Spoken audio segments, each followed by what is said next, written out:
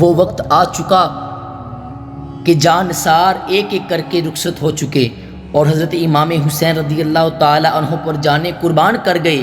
اب تنہا حضرت امام حسین ہیں اور ایک فرزند حضرت امام زین العابدین، وہ بھی بیمار و ضعیف، باوجود اس ضعف و ناطاقتی کے خیمے سے باہر آئے اور حضرت امام حسین کو تنہا دیکھ کر مصافحے کارزار جاننے اور اپنے جان نثار کرنے کے لیے نیزہ دست مبارک میں لیا، لیکن بیماری، سفر کی کوفت، بھوک پیاس، متواتر فاقوں اور پانی کی تکلیفوں سے ضعف اس درجہ ترقی کر گیا تھا کہ کھڑے ہونے سے بھی بدن مبارک لرزتا تھا۔ باوجود اس کے ہمت مردانہ کا یہ حال تھا کہ میدان کا عزم کر لیا۔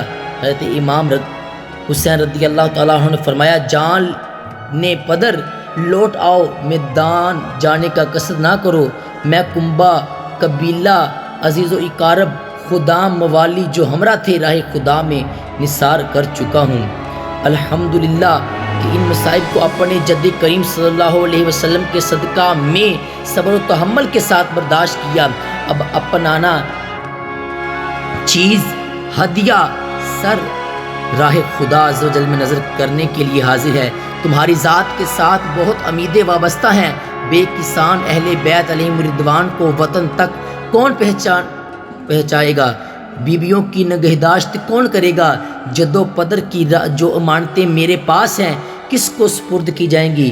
قرآن کریم کی محافظت اور حقائق ارکانیہ اور حقائق عرفانیہ کی تبلیغ کا فرض کس کے سر پر رکھا جائے گا؟ میری نسل کس سے چلے گی؟ حسینی سیدوں علیہم الرضوان کا سلسلہ کس سے جاری ہوگا؟ یہ سب توقعات تمہاری ذات سے وابستہ ہیں۔ دو دمانی رسالت و نبوت کی آخری چراغ تم ہی ہو، تمہاری ہی طلعت سے دنیا مستعیض ہوگی۔ مصطفیٰ علیہ السلام کے دادگان حسن تمہارے ہی روئے تاباں سے حبیب حق کے انوار و تجلیات کی زیارات کریں گے۔ اے نور نظر، اے لخت جگر، یہ تمام کام تمہارے ذمے کیے جاتے ہیں۔ میرے بعد تم ہی میرے جانشین ہوگے، تمہیں میدان جانے کی اجازت نہیں ہے۔ حضرت زین العابدین رضی اللہ تعالی عنہ نے عرض کیا کہ میرے بھائی، تو جان نثاری کی سعادت پا چکے ہیں اور حضور کے سامنے ہی ساقی کوثر صلی اللہ علیہ وسلم کی آغوش رحمت و کرم میں پہنچے۔ میں تڑپ رہا ہوں، مگر حضرت امام حسین نے کچھ پذیرانہ فرمایا اور امام زین العابدین کو ان تمام ذمہ داریوں کا حامل کیا اور خود جنگ کے لیے تیار ہوئے۔ قبائے مصری پہنچے اور امامہ رسول صلی اللہ علیہ وسلم سر پر باندھا۔ سید الشہداء امیر حمزہ رضی اللہ تعالیٰ عنہ کی سپر پشت پر رکھی۔ حضرت حیدر کرار کے ذوالفقار آبدار حمائل کی اہل خیمہ نے اس منظر کو کس نظر آنکھوں سے دیکھا ہوگا۔ امام میدان جانے کے لیے گھوڑے پر سوار ہوئے۔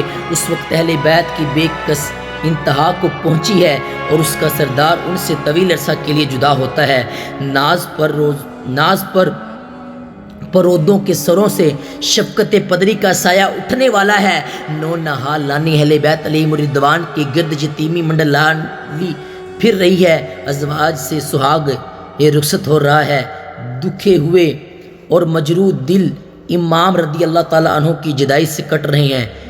بے کس قافلہ حسرت کی نگاہوں سے امام کے چہرہ دل افروز پر نظر کر رہا ہے۔ سکینہ رضی اللہ تعالیٰ عنہا کی ترسی ہوئی آنکھیں پدر بزرگوں گوار کا آخری دیدار کر رہی ہیں۔ آن میں یہ جلوے ہمیشہ کے لیے رخصت ہونے والے ہیں۔ اہل خیمہ کے چہرے سے رنگ اڑ گئے ہیں۔ حسرت و پیاس کی تصویریں ساکت کھڑی ہوئی ہیں۔ نہ کسی کے بدن میں جنبش ہے، نہ کسی کے زبان میں تاب حرکت۔ نورانی آنکھوں سے آنسو چھلک رہے ہیں اور خاندان مصطفیٰ صلی اللہ علیہ وسلم بے وطنی اور بے کسی میں اپنے سروں سے رحمت و کرم کے سایہ کستر کو رخصت کر رہا ہے۔ حضرت امام حسین رضی اللہ تعالیٰ عنہ نے اپنی اہل بیت کو تلقین صبر فرمائی، رضا الہی عز و جل پر صابر و شاکر رہنے کی ہدایت کی اور کو سپرد خدا عز و جل کر کے میدان کی طرف رخ کیا۔ اب نہ قاسم ہے، نہ ابو بکر و نہ عمر، نہ عثمان، نہ اون، نہ جعفر و عباس علیہم الرضوان، جو حضرت امام حسین کو میدان جنگ میں جانے سے روکیں اور اپنی جانوں کو امام حسین رضی اللہ تعالیٰ عنہ پر فدا کریں۔ علی اکبر رضی اللہ تعالیٰ عنہ بھی آرام کی نیند سو گئے، جو حصول شہادت کی تمنا میں بے چین تھے۔ تنہا امام رضی اللہ تعالیٰ عنہ ہیں اور آپ ہی کو ادا کے مقابل جانا ہے۔ خیمہ سے چلے اور میدان میں پہنچے۔ حق و صداقت کا روشن آفتاب سرزمین شام میں طالع ہوا۔ امید زندگانی و تمنائے زیست کا گرد و غبار اس کے جلوہ کو چھپا نہ سکا۔ حب و دنیا و آسائش و حیات کی رات کے سیاہ پردے آفتاب حق کی تجلیوں سے چاک چاک ہو گئے۔ باطل کی تاریکی اس کی نورانی شعاؤں سے کافور ہو گئیں۔ مصطفیٰ علیہ السلام کا فرزند رائے حق میں گر لٹا کر، کنبہ کٹا کر سر بکف موجود ہے۔ ہزار ہاتھ سپہ گردانے نبردازما کا لشکر گراں سامنے موجود ہے اور اس کی پیشانی مصطفیٰ پر شکن بھی نہیں۔ دشمن کی فوجیں پہاڑوں کی طرح گھیرے ہوئے ہیں اور امام رضی اللہ تعالیٰ عنہ کی نظر میں پرکاہ کے برابر بھی ان کا وزن نہیں۔ آپ نے ایک رجز پڑھی جو آپ کی ذاتی و نسبی فضائل پر مشتمل تھی اور اس میں شامیوں کو رسول کریم صلی اللہ علیہ وآلہ وسلم کی ناخوشی، ناراضگی اور ظلم کے انجام سے ڈرایا گیا تھا۔ اس کے بعد آپ نے ایک خطبہ فرمایا اور اس میں حمد و صلات کے بعد فرمایا، اے قوم، خدا عز و جل سے ڈرو جو سب کا مالک ہے۔ جان دینا، جان لینا سب اس کے قدرت و اختیار میں ہے۔ اگر تم خدا بند عالم جل جلالہ پر یقین رکھتے اور میرے جد حضرت سید الانبیاء محمد مصطفیٰ صلی اللہ علیہ وآلہ وسلم پر ایمان لائے ہو تو ڈرو کہ قیامت کے دن میزان عدل قائم ہوگی، اعمال کا حساب کیا جائے گا۔ میرے والدین محشر میں اپنی آل کے بے گناہ خونوں کا مطالبہ کریں گے۔ حضور سید الانبیاء صلی اللہ علیہ وآلہ وسلم جن کی شفاعت گناہ گاروں کی مغفرت کا ذریعہ ہے اور تمام مسلمان جن کی شفاعت کی امیدوار ہیں، وہ تم سے میرے اور میرے جان نثاروں کے خون ناحق کا بدلہ چاہیں گے۔ تم میرے اہل و عیال، اعزاء و اطفال، اصحاب و موالی میں سے 70 سے زیادہ کو شہید کر چکے اور میرے قتل کا ارادہ رکھتے ہو۔ خبردار ہو جاؤ کہ ایشی دنیا میں پائیداری و قیام نہیں۔ اگر سلطنت کو طمع میں میرے در پائے آزاد ہو تو مجھے موقع دو کہ میں عرب چھوڑ کر دنیا کے کسی اور حصے میں چلا جاؤں۔ اگر یہ کچھ منظور نہ ہو اور اپنی حرکات سے باز نہ آؤ تو ہم اللہ تعالیٰ کے حکم اور اس کی مرضی پر صابر و شاکر ہیں۔ حضرت امام حسین کی زبان گوہر فشاں سے یہ کلمات سن کر کوفیوں میں سے بہت لوگ رو پڑے۔ دل سب کے جانتے تھے کہ وہ برسرے ظلم و جفائیں اور حمایت باطل کے لیے انہوں نے دارین کی روسیاہی اختیار کی ہے، اور یہ بھی سب کو یقین تھا کہ امام مظلوم رضی اللہ تعالیٰ عنہ حق پر ہیں۔ امام رضی اللہ تعالیٰ عنہ کے خلاف ایک ایک جنبش دشمنان حق کے لیے آخرت کی رسوائی و خواری کا موجب ہے۔ اس لیے بہت سے لوگوں پر اثر ہوا اور ظالمان بد باطن نے بھی ایک لمحہ کے لیے اس سے اثر لیا۔ ان کے بدنوں پر ایک پھریری سی آ گئی اور ان کے دلوں پر ایک بجلی سی چمک گئی، لیکن شمر وغیرہ بد سیرت تو پلید طبیعت تو رذیل کچھ متاثر نہ ہوئے، بلکہ یہ دیکھ کر کہ لشکروں پر حضرت امام حسین کی تقریر کا کچھ اثر معلوم ہوا ہے، کہنے لگے کہ آپ قصہ کو طے کیجئے اور ابن زیاد کے پاس چل کر یزید کی بیعت کر لیجئے تو کوئی آپ سے تعارض نہ کرے گا، ورنہ باجز جنگ کے کوئی چارہ نہیں۔ حضرت امام حسین کو انجام معلوم تھا، لیکن یہ تقریر اقامت حجت کے لیے فرمائی تھی کہ انہیں کوئی عذر باقی نہ رہے۔ سید الانبیاء صلی اللہ علیہ وسلم کا نور نظر خاتون جنت فاطمہ الزہرا رضی اللہ تعالی عنہا کا لگتے جگر بے کسی بھوک و پیاس کی حالت میں آل و اصحاب رضی اللہ تعالی عنہم کی مفارقت کا زخم دل پر لیے ہوئے گرم ریگستان میں 20,000 کے لشکر کے سامنے تشریف فرما ہے۔ تمام حجتیں قطع کر دی گئیں۔ اپنے فضائل اور اپنی بے گناہی سے ادا کو اچھی طرح آگاہ کر دیا اور بار بار بتا دیا کہ میں باقصد جنگ نہیں آیا اور اس وقت تک ارادہ جنگ نہیں ہے، اب بھی موقع ہے تو واپس چلا جاؤں، مگر 20,000 کی تعداد امام کو بے کس و تنہا دیکھ کر جوش بہادری دکھانا چاہتی تھی۔ جب حضرت امام حسین نے اطمینان فرمایا کہ سیاہ لانے بد باطن کے لیے کوئی عذر باقی نہ ہے رہا اور وہ کسی طرح خون ناحق و ظلم بے نہایت سے باز آنے والے نہیں، تو امام رضی اللہ تعالیٰ عنہ نے فرمایا کہ تم جو ارادہ رکھتے ہو پورا کرو اور جس کو میرے مقابلہ کے لیے بھیجنا چاہتے ہو بھیجو۔ مشہور بہادر اور یگانہ نبرد آزماں جن کو سخت وقت کے لیے محفوظ رکھا گیا تھا میدان میں بھیجے گئے۔ ایک بے حیا ابن زہرا کے مقابل تلوار چمکاتا آتا ہے، امام تشنع کام رضی اللہ تعالیٰ عنہ کو آب تیغ دکھاتا ہے، پیشوائے دین کے سامنے اپنی بہادری کی ڈنگے مارتا ہے، غروب قوت میں سرشار ہے، کثرت لشکر اور تنہائی امام حسین رضی اللہ تعالیٰ عنہ پر نازا ہے۔ آتے ہی حضرت امام حسین کی طرف تلوار کھینچتا ہے، ابھی ہاتھ اٹھا ہی تھا کہ حضرت امام حسین نے ضرب فرمائی، سر کٹ کر دو جار پڑا اور غرور شجاعت خاک میں مل گیا۔ دوسرا بڑھا اور چاہا کہ امام عالی مقام کے مقابلہ میں ہنر مندی کا اظہار کر کے سیاہ دلوں کی جماعت میں سرخوئی حاصل کرے۔ ایک نعرہ مارا اور پکار کر کہنے لگا کہ بہادران نے کوہ شکن و شام و عراق میں میری بہادری کا غلغلہ ہے اور مصر و روم میں شہر آفاق ہوں، دنیا بھر کے بہادر میرا لوہا مانتے ہیں، آج تم میرے زور قوت کو اور داد پیچ کو دیکھو۔ ابن سعد کے لشکری اس متکبر سرکش کی تالیوں سے بہت خوش ہوئے اور سب دیکھنے لگے کہ کس طرح امام علی مقام سے مقابلہ کرے گا۔ لشکریوں کو یقین تھا کہ حضرت امام علی مقام پر بھوک پیاس کی تکلیف حد سے گزر چکی ہے، صدموں نے ضعیف کر دیا ہے، ایسے وقت امام علی مقام پر غالب آ جانا کچھ مشکل نہیں۔ جب سیاہ و شام کا گستاخ جفا جو سرے کشانہ گھوڑا قواتا سامنے آیا، حضرت امام علی مقام نے فرمایا، تو مجھے جانتا نہیں جو میرے مقابل اس دلیل سے آتا ہے ہوش میں ہو۔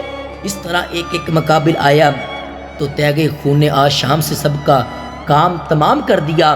حسین رضی اللہ تعالیٰ عنہ کو بے کس و کمزور دے کر حوصلہ مندیوں کا اظہار کر رہے ہو، نام مردود، میری نظر میں تمہاری کوئی حقیقت نہیں۔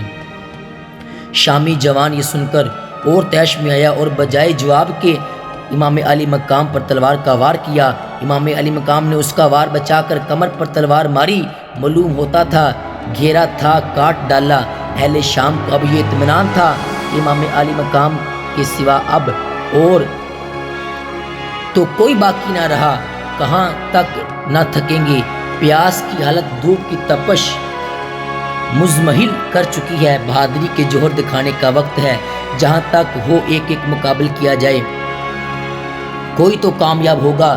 اس طرح نئے نئے دم بدم شہر سولت پہلے پیکرو تیغ زن امام علی مقام کے مقابلے میں آتے رہے، مگر جو سامنے آیا ایک ہی ہاتھ میں اس کا قصہ تمام فرمایا۔ کسی کے سر پر تلوار ماری تو زین تک کاٹ ڈالی، کسی کے ہمالی ہاتھ مارا تو کلمی تراش دیا، خودو مغفر کاٹ ڈالے، جوش و آئینے قطع کر دیے، کسی کو نیزہ پر اٹھایا اور زمین پر پٹک دیا، کسی کے سینے میں نیزہ مارا اور پار نکال دیا۔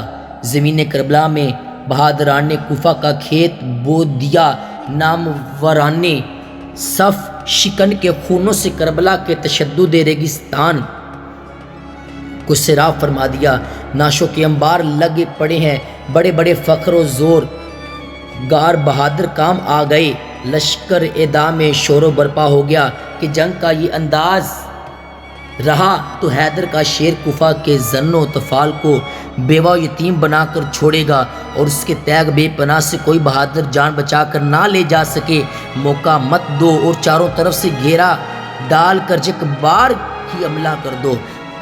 فرومائی گان روبا سیرت حضرت امام علی مقام کے مقابلہ سے عاجز آئے اور یہی صورت اختیار کی اور ماہ چراغ حقانیت پر جور و جفا کی تاریخ گھٹا چھا گئی اور ہزاروں جوان دوڑ پڑے اور حضرت امام علی مقام کو گھیرا لیا اور تلوار برسانی شروع کی اور امام علی مقام کی بہادری کی ستائش ہو رہی تھی اور آپ خواہوں کے انبوں میں اپنی تیغ آبدار کے جوہر دکھاتے رہے۔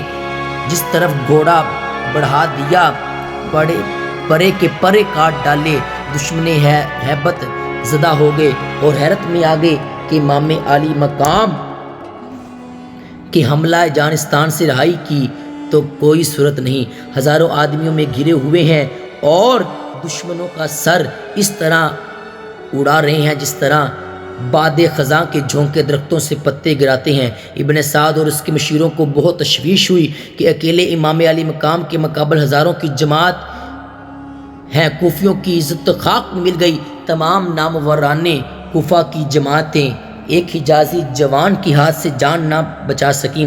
تاریخ عالم میں ہماری نامردی کا یہ واقعہ اہل کوفہ کو ہمیشہ رسوائے عالم کرتا رہے گا۔ کوئی تدبیر کرنا چاہیے۔ تجویز ہوئی کہ دستے بدست جنگ میں ہماری ساری فوج بھی اس شیر حق سے مقابلہ نہیں کر سکتی، باجز اس کے کہ کوئی صورت نہیں ہے کہ ہر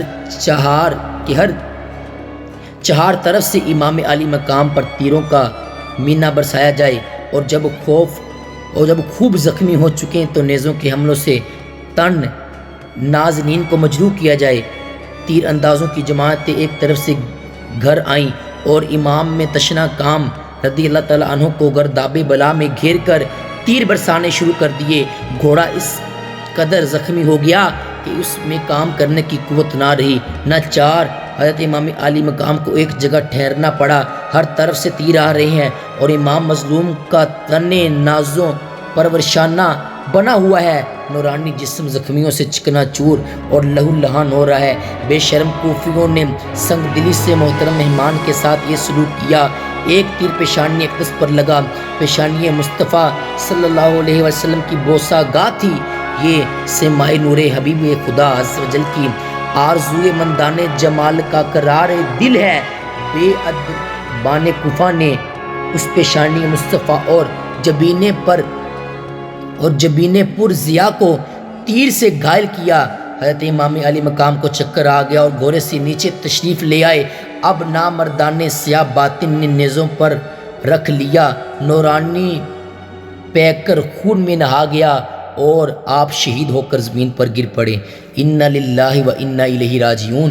ظالمانہ بدکیش نے اسی پر اتفاق کیا اور امام علی مقام کی مصیبتوں کا اسی پر خاتمہ نہیں ہو گیا۔ دشمنان ایمان نے سر مبارک کو تن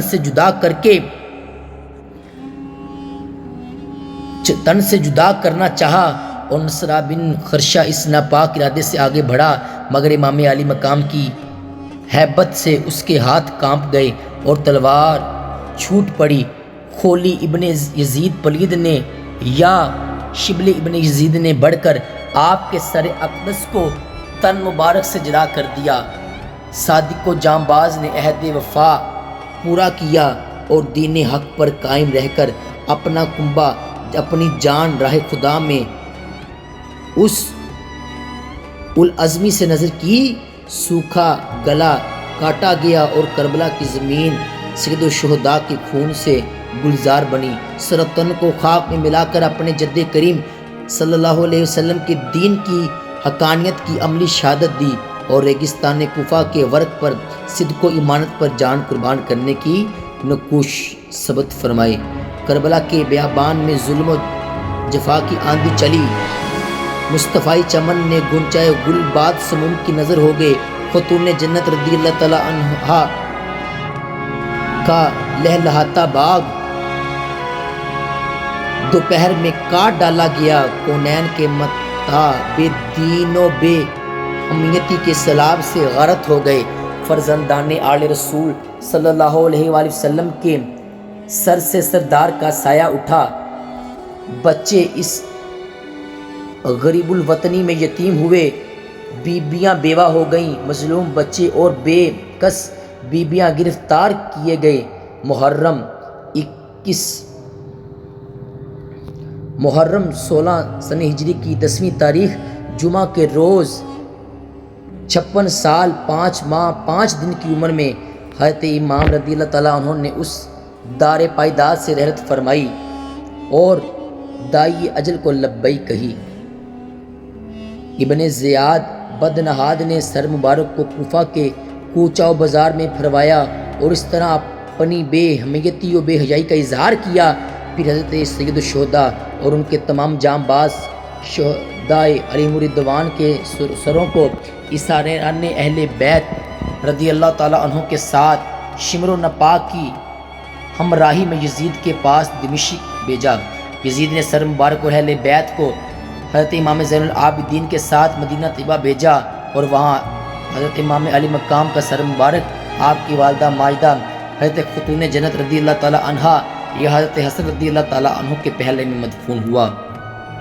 اس واقعہ حائلہ سے حضور سید عالم صلی اللہ علیہ وسلم کو جو رنج پہنچا اور قلب مبارک کو جو صدمہ ہوا اندازہ اور قیاس سے باہر ہے۔ امام احمد و بہقی نے حضرت ابن عباس رضی اللہ تعالیٰ عنہ سے روایت کی، ایک روز میں دوپہر کے وقت حضور سید عالم صلی اللہ علیہ وسلم کی زیارت سے خواب میں مشرف ہوا۔ میں نے دیکھا کہ سنبل معمبر ہو گئے، سوئے معطر بکھرے ہوئے اور غبار آلود ہیں، دست مبارک میں ایک خون بڑا شیشہ ہے۔ یہ حال دیکھ کر دل بے چینی ہو گیا۔ میں نے عرض کیا، اے آقا قربانت شوم، یہ کیا حال ہے؟ فرمایا، حسین اور ان کے رفیقوں علیہم الرضوان کا خون ہے، میں اسے آج صبح سے اٹھاتا رہا ہوں۔ حضرت ابن عباس رضی اللہ تعالیٰ عنہ فرماتے ہیں، میں نے اس تاریخ و وقت کو یاد رکھا، جب خبر آئی تو معلوم ہوا کہ امام علی مقام اسی وقت شہید ہو گئے ہیں۔ حاکم نے بہقی میں حضرت ام سلمہ رضی اللہ تعالیٰ عنہا سے ایک حدیث روایت کی ہے، انہوں نے بھی اسی طرح حضور سید عالم کو خواب میں دیکھا کہ آپ صلی اللہ علیہ وآلہ وسلم کے سر مبارک کو ریش اقدس پر گزر و غبار ہے۔ عرض کیا، جانے ماں کنیزان نثار تو بعد، یا رسول اللہ صلی اللہ علیہ وسلم یہ کیا حال ہے؟ فرمایا، ابھی امام حسین رضی اللہ تعالیٰ عنہ کے مقتل میں گیا تھا۔ بہقی و ابو نعیم نے بصرہ ازدیہ سے روایت کی کہ جب حضرت امام علی مقام شہید کیے گئے تو آسمان سے خون برسا، صبح کو ہمارے مٹکے، گھڑے اور تمام برتن خون سے بھرے ہوئے تھے۔ بہقی و ابو نعیم نے ظاہری سے روایت کی کہ حضرت امام حسین رضی اللہ تعالیٰ عنہ جس روز شہید کیے گئے اس روز بیت المقدس میں جو پتھر اٹھایا جاتا تھا اس کے نیچے تازہ خون پایا جاتا تھا۔ بہقی نے ام حبان سے روایت کی ہے، کہتے امام علی مقام کی شہادت کے دن اندھیرا ہو گیا اور 3 روز کامل اندھیرا رہا، اور جس شخص نے منہ پر زعفران یعنی گازا ملا اس کا منہ جل گیا اور بیت المقدس کے پتھروں کے نیچے تازہ خون پایا گیا۔ بہقی نے حمید بن مرہ سے روایت کی، یزید کے لشکروں نے لشکر امام رضی اللہ تعالیٰ عنہ میں ایک اونٹ پایا اور امام علی مقام کی شہادت کے روز اس کو ذبح کیا اور پکایا تو اندرانے کی طرح کڑوا ہو گیا اور اس کو کوئی نہ کھا سکا۔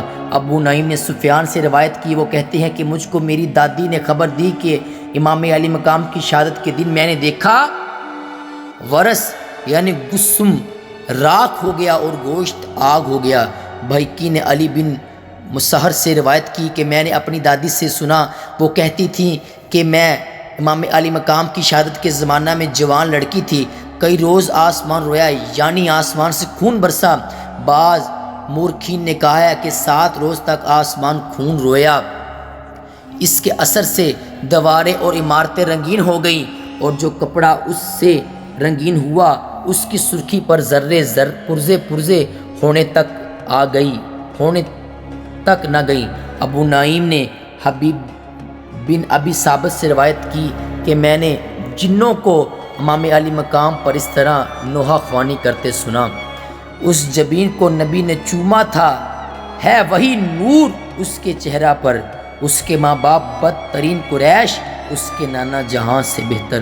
ابو نعیم نے حبیب بن ثابت سے روایت کی کہ ام المؤمنین حضرت ام سلمہ رضی اللہ تعالیٰ عنہما نے فرمایا کہ میں نے حضور سید عالم کی وفات کے بعد سے سوائے آج کبھی جنوں کو نوحہ کرتے اور روتے نہ سنا تھا، مگر آج سنا تو میں نے جانا کہ میرا فرزند حسین شہید ہو گیا ہے۔ میں نے اپنی لونڈی کو باہر بھیج کر خبر منگوائی تو معلوم ہوا کہ امام علی مقام شہید ہو گئے، جن اس نوحہ کے ساتھ زاری کرتے تھے۔ ہو سکے جتنا رو لے تو اے چشم، کون روئے گا پھر شہیدوں کو؟ پاس ظالم کے کھینچ کر لائی موت ان بے کس غریبوں کو۔ ابن اساکر نے منہال بن عمر سے روایت کی، وہ کہتے ہیں واللہ میں نے بچشم خود دیکھا کہ جب سر مبارک امام علی مقام کو لوگ نیزے پر لیے جاتے تھے، اس وقت میں دمشق میں تھا۔ سر مبارک کے سامنے ایک شخص صورتحال پڑھ رہا تھا۔ جب وہ اس آیت پر پہنچا ان اصحاب الکہف والرقیم کانوا من آیاتنا عجبا، اصحاب کہف و رقیم ہماری نشانیوں میں سے عجب تھا۔ اس وقت اللہ تعالیٰ نے سر مبارک کو گویائی دی، بازبان فصیح فرمایا اصحاب کہف کے واقعہ سے میرا قتل اور میرے سر کو لیے پھرنا عجیب تر ہے، اور در حقیقت بات یہی ہے کیونکہ اصحاب کہف پر کافروں نے ظلم کیا تھا اور امام علی مقام کو ان کے جد کی امت نے مہمان بنا کر بلایا، پھر بے وفائی سے پانی تک بند کر دیا، آل و اصحاب کو امام علی مقام کے سامنے شہید کیا، پھر خود امام علی مقام کو شہید کیا، اہل بیت علیہم الرضوان کا اسیر کیا، سر مبارک شہر شہر پھرایا۔ اصحاب کہف سال ہا سال کی طویل خواب کے بعد بولے یہ ضرور عجیب ہے، مگر سر مبارک کا تن سے جدا ہونے کے بعد کلام فرمانا اس سے عجیب تر ہے۔ ابو نعیم نے بطریق ابو لہیہ ابی قبیل سے روایت کی، کہتے امام علی مقام کی شہادت کے بعد جب بد نصیب کوفی سر مبارک کو لے کر چلے اور پہلی منزل میں ایک پڑاؤ پر بیٹھ کر شربت خرما پینے لگے، اس وقت ایک لوہے کا قلم نمودار ہوا، اس نے خون سے یہ شعر لکھا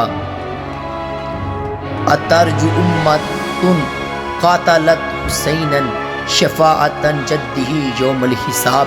یہ بھی منقول ہے کہ ایک منزل میں جب اس قافلے نے قیام کیا، وہاں ایک دیر تھا، دیر کے راہب نے ان لوگوں کو 80,000 درہم دے کر سر مبارک کو ایک شب اپنے پاس رکھا، غسل دیا، عطر لگایا، ادب و تعظیم کے ساتھ تمام شب زیارت کرتا اور روتا رہا، اور رحمت الہی عز و جل کے جو انوار سر مبارک پر نازل ہو رہے تھے ان کا مشاہدہ کرتا رہا، حتیٰ کہ یہی اس کے اسلام کا باعث ہوا۔ اشقیاء نے جب دراہم تقسیم کرنے کے لیے ہتھیلیوں کو کھولا تو دیکھا سب میں ٹھکریاں بھری ہوئی ہیں، اور ان کی ایک طرف لکھا ہے وَلَا تَحْسَبَنَّ اللَّهَ غَافِلًا عَمَّا يَعْمَلُ الظَّالِمُونَ، خدا کو ظالموں کی کردار سے غافل نہ جانو، اور دوسری طرف آیت مکتوب ہے وَسَيَعْلَمُ الَّذِينَ ظَلَمُوا أَيَّ مُنْقَلَبٍ يَنْقَلِبُونَ، اور ظلم کرنے والے عنقریب جان لیں گے کہ کس کو روٹ بیٹھے ہیں۔ غرض زمین و آسمان میں ایک ماتم برپا تھا، تمام دنیا رنج و غم میں گرفتار تھی۔ شہادت امام علی مقام کے دن آفتاب کو گرہن لگا، ایسی تاریکی ہوئی کہ دوپہر میں تارے نظر آنے لگے، آسمان رویا، زمین روئی، ہوا میں جنات نے نوحہ خوانی کی، راہب تک اس حادثہ قیامت نما سے کانپ گئے اور رو پڑے۔ فرزند رسول، جگر گوشہ بطول، سردار قریش امام حسین کا سر مبارک ابن زیاد متکبر کے سامنے تشت میں رکھا جائے اور وہ فرعون کی طرح مسند تکبر پر بیٹھے، اہل بیت علیہم الرضوان اپنی آنکھوں سے یہ منظر دیکھیں، ان کے دلوں کا کیا حال ہوا ہوگا۔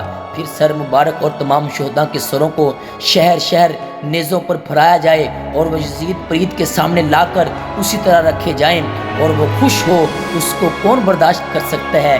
یزید کی رعایا بھی بگڑ گئی اور ان سے یہ نہ دکھا گیا۔ اس پر اس نابکار نے اظہار ندامت کیا، مگر یہ ندامت اپنی جماعت کو قبضہ میں رکھنے کے لیے تھی، دل تو اس ناپاک کا اہل بیت کرام کے ناز سے بھرا ہوا تھا۔ امام علی مقام پر ظلم و ستم کے پہاڑ ٹوٹ پڑے، اور آپ نے آپ کے اہل بیت علیہم الرضوان نے صبر و رضا کا وہ امتحان دیا جو دنیا کو حیرت میں ڈالتا ہے، راہ حق میں وہ مصیبتیں اٹھائیں جن کے تصور سے دل کانپ جاتا ہے۔